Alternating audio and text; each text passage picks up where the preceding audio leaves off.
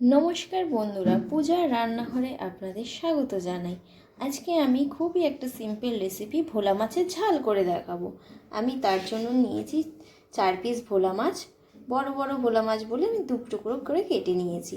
আর নিয়েছি একটু রসুন কুচি, একটু পেঁয়াজ কুচি, একটু লঙ্কা কুচি, একটু টমেটো, গার্নিশিংয়ের জন্য ধনেপাতা। আমি একটু আলু দিয়ে করব, তাই একটু আলু কুচিয়ে নিয়েছি।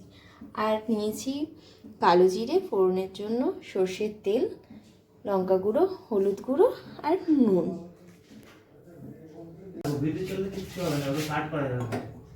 এবারে আমি গ্যাসটা জ্বালিয়ে নেব।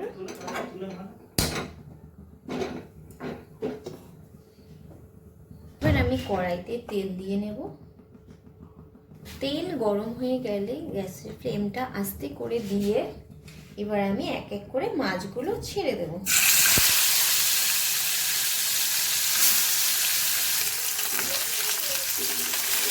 মাছগুলোকে আমি ভালো করে ভেজে নিয়ে একটা পাত্রে তুলে নেব।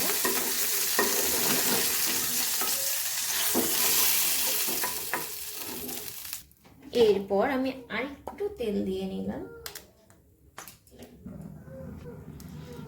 তেলটা গরম হয়ে গেলে এতে আমি কালো জিরে ফোড়ন, রসুন দিয়ে একটু নেড়ে ফেড়ে নিয়ে এতে এক এক করে পেঁয়াজ, লঙ্কা নেড়ে ফেড়ে নিয়ে পেঁয়াজটা একটু ভাজা ভাজা হলে এর মধ্যে আমি দিয়ে দেব টমেটো, একটু নুন, হলুদ গুঁড়ো, লঙ্কা গুঁড়ো দিয়ে এবার নেড়ে ফেলে মশলাটাকে ভালো করে একটু কষিয়ে নেব। এবার এর মধ্যে আমি আলুটা দিয়ে দেব।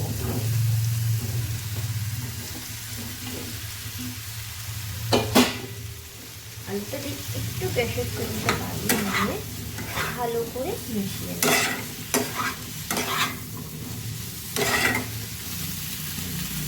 আমি আর একটু নুন দিয়ে দেবো, আপনারা আপনাদের স্বাদ অনুযায়ী দেবেন। একটু জলও দিয়ে দেবো এর মধ্যে,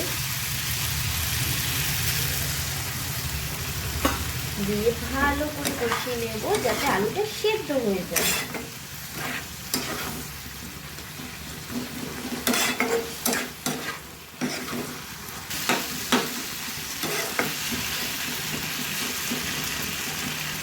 এর মধ্যে এবার আমি খানিকটা জল দিয়ে দেবো। ঝোলটা ফুটে উঠেছে,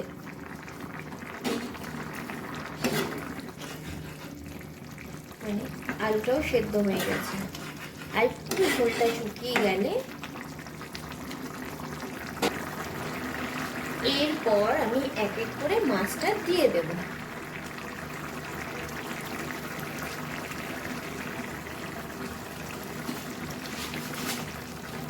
মাছটা একটু ঝোলের সঙ্গে ফুটে যাবে।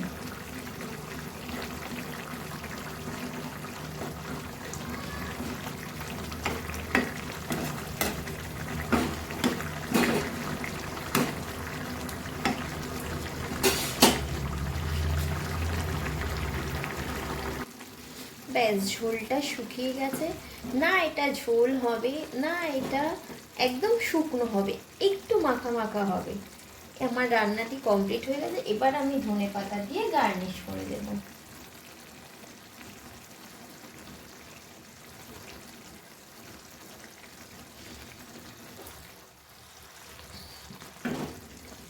এবার আমি গ্যাসটি অফ করে দিলাম।